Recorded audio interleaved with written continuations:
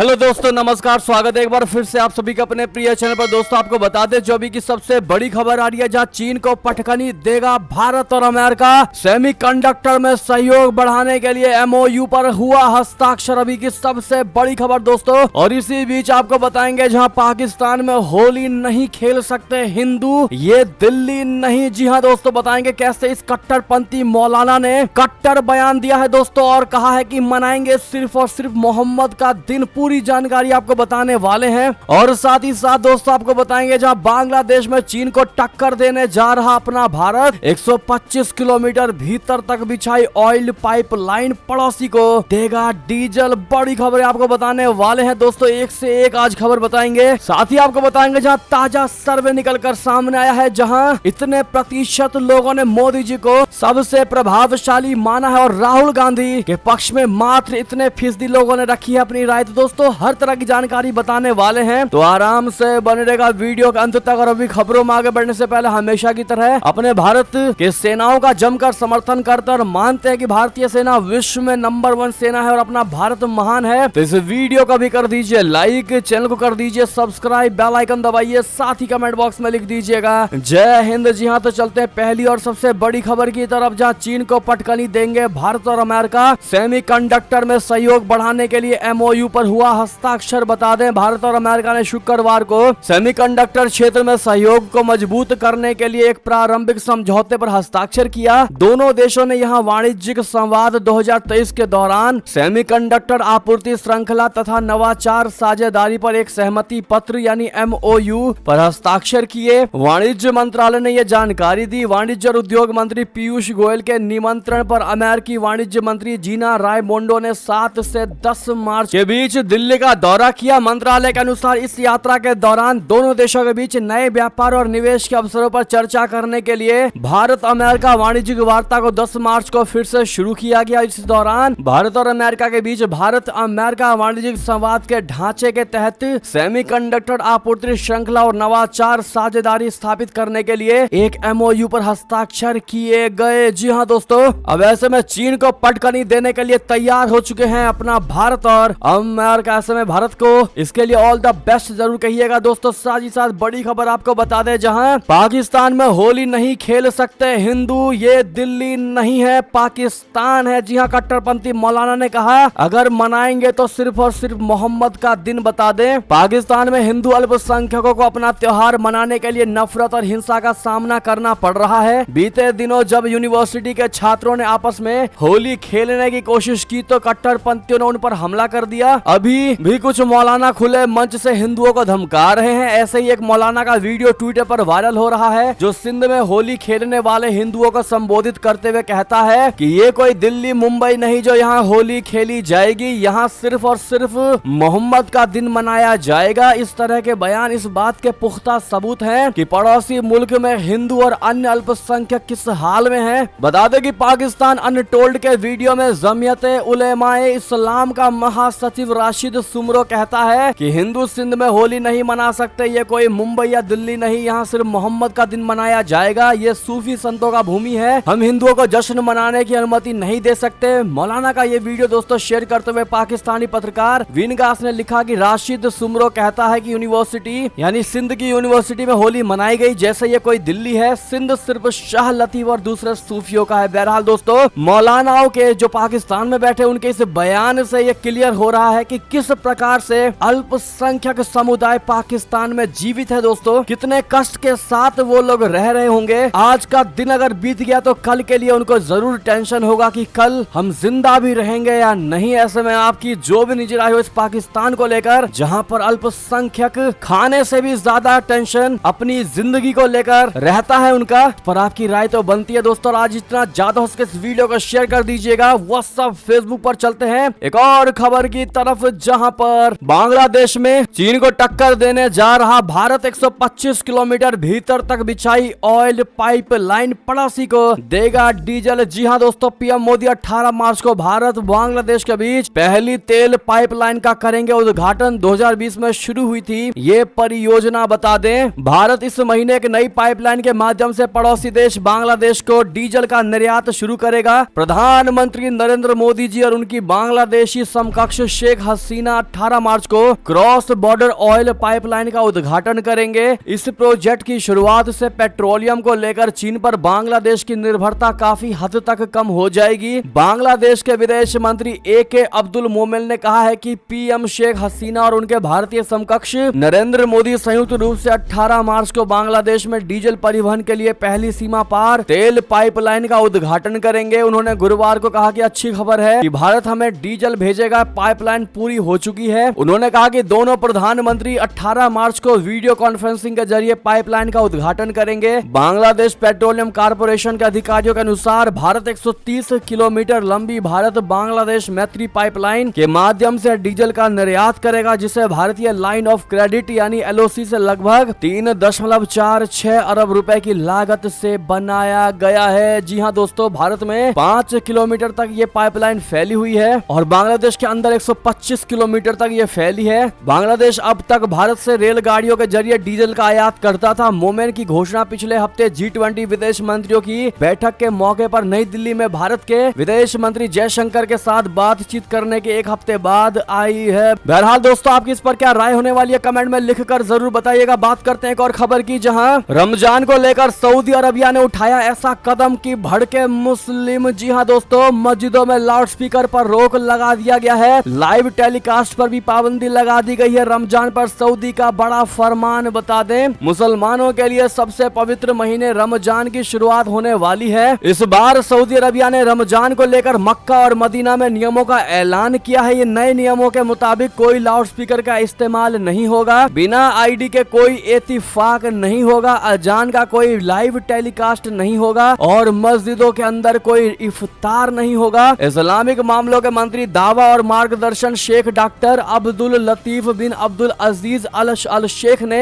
10 सूत्रीय दिशा निर्देश दिए गए हैं। सरकार ने नमाजियों से यह भी अनुरोध किया है कि वे बच्चों को मस्जिदों में ना लाएं, क्योंकि इससे नमाजियों की परेशानी होगी और उनकी इज्जत खत्म हो जाएगी। इत्तिफाक इस्लाम में प्रथा है जहां लोग रमजान के अंतिम 10 दिनों के दौरान एक मस्जिद में अल्लाह की इबादत के लिए अपना समय समर्पित करने के इरादे से खुद को अलग कर लेते हैं। जी हाँ, बता दें कि इस्लामिक देश सऊदी अरब के इस कदम पर दुनिया भर के कई मुसलमान देशों ने कड़ी प्रतिक्रिया दी है। मुसलमानों का आरोप है कि सऊदी अरब के क्राउन प्रिंस और प्रधानमंत्री मोहम्मद बिन सलमान सार्वजनिक जीवन में इस्लाम के प्रभाव को कम करना चाहते हैं। मिडिल ईस्ट कवर करने वाली वेबसाइट के अनुसार सऊदी अरबिया के इस कदम पर दुनिया भर के कई मुसलमानों ने कड़ी प्रतिक्रियाएं दी है। मुसलमानों का आरोप है कि सऊदी क्राउन प्रिंस मोहम्मद बिन सलमान इन प्रतिबंधों के माध्यम से ट्यूनीशिया के पूर्व तानाशाह जिन अल अदीद और पूर्व सोवियत संघ की तर्ज पर सार्वजनिक जीवन में इस्लाम के प्रभाव को कम करना चाहते हैं और भी अधिक से अधिक इल्जाम लगाए गए हैं। दोस्तों, बहरहाल रमजान को लेकर सऊदी अरबिया ने जो कदम ये उठाया है दोस्तों, इसको लेकर आपकी क्या राय होने वाली है कमेंट में जरूर लिखिएगा। बात करते हैं एक और खबर की, जहां आर्मीनिया के दाब से बदलेगी भारत की तस्वीर। तुर्की पाकिस्तान के दोस्त को लगेगा बड़ा वाला झटका। बता दें, तुर्की पाकिस्तान और अजरबैजान के नापाक गठजोड़ के शिकार आर्मीनिया ने अपने दोस्त भारत को एक बहुत बड़ा प्रस्ताव दिया है। आर्मीनिया ने भारत के मुंबई बंदरगाह से ईरान के रास्ते रशिया तक जाने वाले अंतर्राष्ट्रीय ट्रेड कॉरिडोर से इतर एक और व्यापार कॉरिडोर को अपने इलाके से होकर ले जाने देने का प्रस्ताव दिया है। आर्मेनिया से होकर जाने वाला ये कॉरिडोर ईरान के बंदर अब्बास बंदरगाह से भारत को यूरोप या रशिया तक आसानी से पहुंच मुहैया कराएगा। इसके जरिए भारत अजरबैजान को बाईपास कर सकेगा। अजरबैजान पाकिस्तान और तुर्की का बेहद करीबी सहयोगी है और यही वजह है कि भारत का उसके साथ कभी ठंडा तो कभी गर्म जोशी भरा संबंध रहता है। आर्मेनिया ने फारस की खाड़ी और काला सागर के रास्ते भारतीय व्यापारियों को रशिया और यूरोप से कनेक्ट करने का प्रस्ताव दिया है। आर्मेनिया ने यह प्रस्ताव ऐसे समय पर दिया है जब आर्मेनिया के विदेश मंत्री भारत के दौरे पर आने वाले हैं और ये प्रस्तावित corridor international north south transport corridor के समानांतर ही गुजरेगा। इसका उद्देश्य मुंबई बंदरगाह को ईरान के बंदर अब्बास बंदरगाह से जोड़ते हुए आर्मेनिया के रास्ते यूरोप या रशिया तक जोड़ना है। इससे भारत अजरबैजान को बाईपास कर सकेगा। ऐसे में आर्मेनिया को आप लोग थैंक यू जरूर कहिएगा। दोस्तों, भारत के इन चीजों में सुविधा देने को लेकर बात करें एक और खबर की, जहां चीन पर माइक्रोनेशिया के राष्ट्रपति का सबसे बड़ा आरोप, कहा हमारे अफसरों को घूस देता है चीन, मेरी जान को भी है बड़ा खतरा। जी हां, चीन पर माइक्रोनेशिया के राष्ट्रपति डेविड पेनुएलो ने बहुत बड़ा आरोप लगाया है। पेनुएलो ने कहा है कि चीन प्रशांत क्षेत्र में राजनीतिक युद्ध में लगा हुआ है। वो हमारे देश के नेताओं और अधिकारियों को रिश्वत देकर खरीदने की कोशिश करता है। है। पेनुएलो ने चीन से खुद की जान को भी खतरा बताया है। राष्ट्रपति डेविड पेनुएलो का कार्यकाल 2 महीने में खत्म हो रहा है। इसके पहले उन्होंने एक पत्र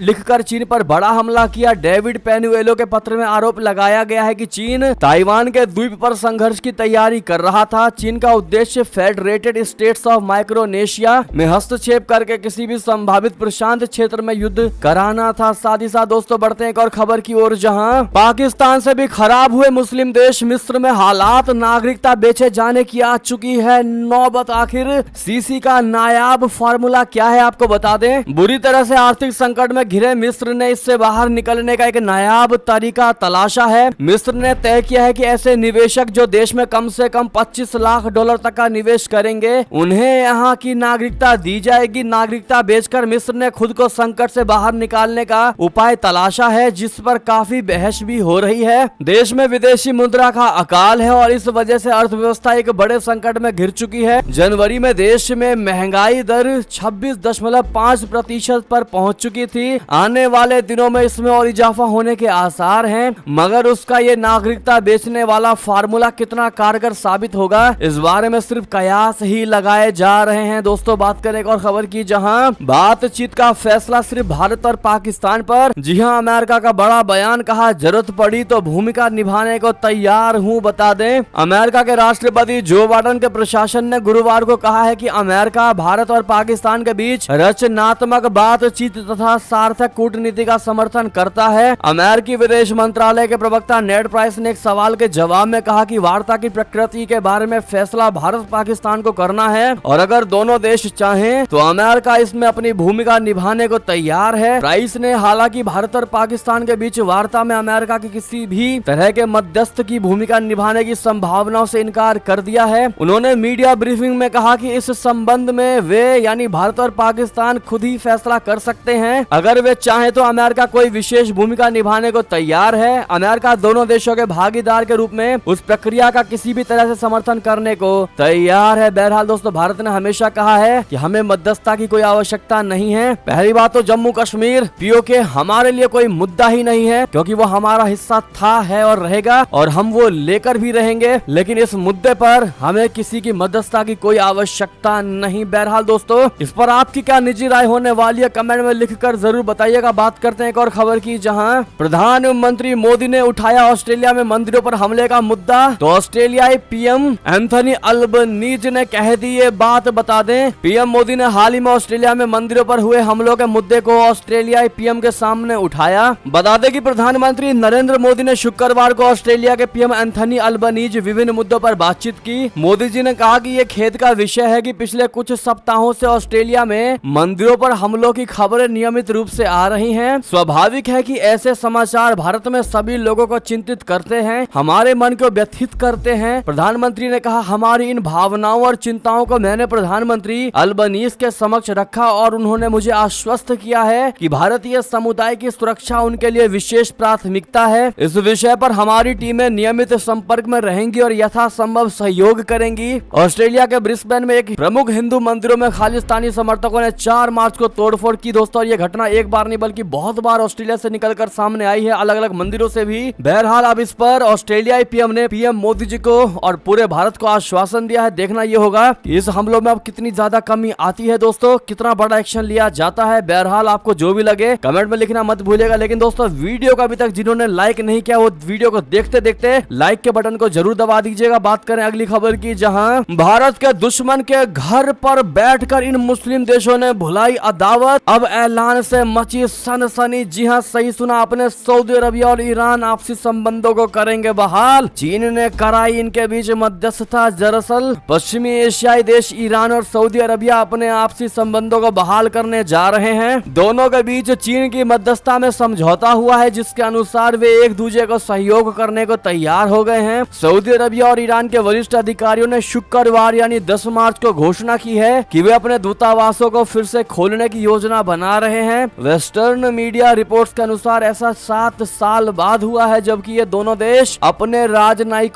संबंधों को फिर से स्थापित करने पर सहमत हुए हैं। शुक्रवार को सऊदी अरबिया और ईरान के एक संयुक्त बयान में कहा गया है कि रियाद और तेहरान चीन की मध्यस्थता वाले एक समझौते में अपने दूतावासों को फिर से खोलने की योजना योजना बना रहे हैं। बात करें एक और खबर की दोस्तों, जहां अमेरिकी अखबार में क्या छपा कि भड़के अनुराग ठाकुर और कह दिया पीएम मोदी के बारे में झूठ, निंदनीय है। आपको बता दें पूरी खबर दोस्तों, जहां शुक्रवार को अमेरिकी अखबार न्यूयॉर्क टाइम्स में कश्मीर में प्रेस की स्वतंत्रता को लेकर छपे ओपिनियन लेख को भारत ने शरारती और काल्पनिक बताया है। केंद्रीय सूचना एवं प्रसारण मंत्री अनुराग ठाकुर ने ट्वीट करते हुए कहा कि न्यूयॉर्क टाइम्स काफी पहले ही भारत के बारे में भी कुछ भी प्रकाशित करते समय तटस्थ होना छोड़ चुका है। कश्मीर में प्रेस की स्वतंत्रता पर एनवाईटी यानी न्यूयॉर्क टाइम्स का तथाकथित ओपिनियन अंश शरारती और काल्पनिक है। इसे प्रकाशित करने का एकमात्र उद्देश्य भारत और उसके लोकतांत्रिक संस्थानों के बारे में प्रोपेगेंडा फैलाना है। अनुराग ठाकुर की ओर से यह कड़ी प्रतिक्रिया ऐसे समय पर आई है जब अमेरिका स्थित समाचार पत्र न्यूयॉर्क टाइम्स ने कश्मीर और उससे जुड़ी सूचनाओं पर कथित प्रतिबंधों पर एक ओपिनियन लेख छापा है। सूचना एवं प्रसारण मंत्री अनुराग ठाकुर ने आगे कहा कि न्यूयॉर्क टाइम्स और उससे संबंधित कुछ अन्य विदेशी मीडिया भारत और प्रधानमंत्री नरेंद्र मोदी जी के बारे में झूठ फैला रहे हैं। ऐसा झूठ लंबे समय तक नहीं चल सकता। बहरहाल दोस्तों, इस प्रकार से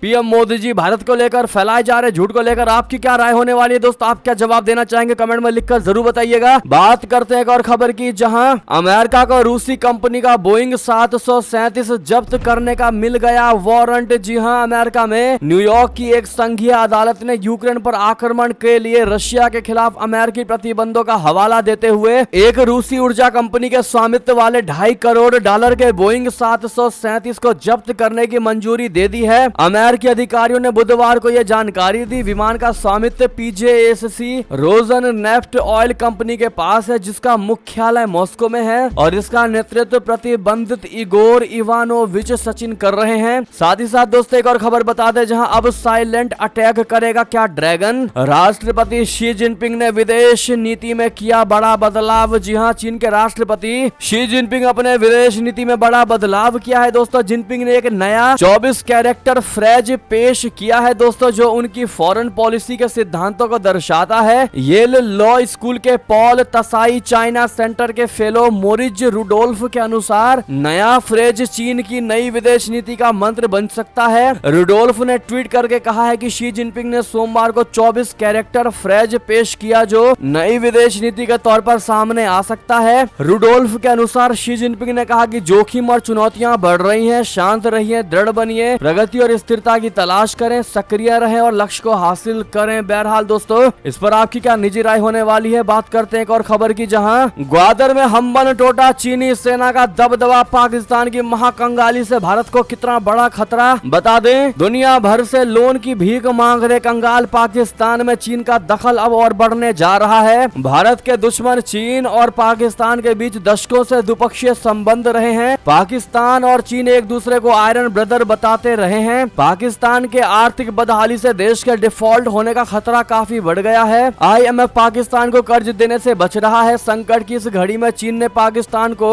करोड़ों डॉलर का नया कर्ज दे दिया है। विशेषज्ञों का कहना है कि इससे अब चीन का प्रभाव पाकिस्तान में और ज्यादा बढ़ने जा रहा है। इसमें सैन्य दबदबा बढ़ने की आशंका और अधिक है। चीन पाकिस्तान के साथ मिलकर अरबों डॉलर की CPEC परियोजना चला रहा है और रक्षा संबंधों की बात करें तो दोनों देश मिलकर JF-17 लड़ाकू विमान बना रहे हैं। अमेरिका के वॉशिंगटन DC स्थित थिंक टैंक अटलांटिक काउंसिल के पाकिस्तान इनिशिएटिव के डायरेक्टर उजैर यूनुस कहते हैं कि वर्तमान आर्थिक सुरक्षा और राजनीतिक संकट का रणनीतिक रिश्तों पर गंभीर असर पड़ने जा रहा है। इस संकट का भी फिलहाल असर ये होगा कि CPEC परियोजना ठहर जाएगी और पाकिस्तान चीन पर बुरी तरह निर्भर हो जाएगा। इससे लंबे समय के लिए पाकिस्तान में चीन का प्रभाव काफी बढ़ जाएगा। साथ ही साथ बात करते हैं दोस्तों एक और बड़ी खबर की, जहां अब अमेरिका में पूरी तरह बंद हो जाएगा टिकटॉक एप्लीकेशन। बैन करने पर विधेयक को मिल गई है मंजूरी। जी हां दोस्तों, नई खबर, अमेरिका में सरकारी गैजेट्स में टिकटॉक पर बैन करने के बाद अब पूरे देश में इसको बंद करने की तैयारी तेज हो गई है। व्हाइट हाउस ने अमेरिकी सीनेटरों की टिकटॉक व अन्य विदेशी तकनीकों को लक्षित करने वाले बिल को पेश करने की सराहना करते हुए इसको बैन करने के विधेयक को मंजूरी दे दी है।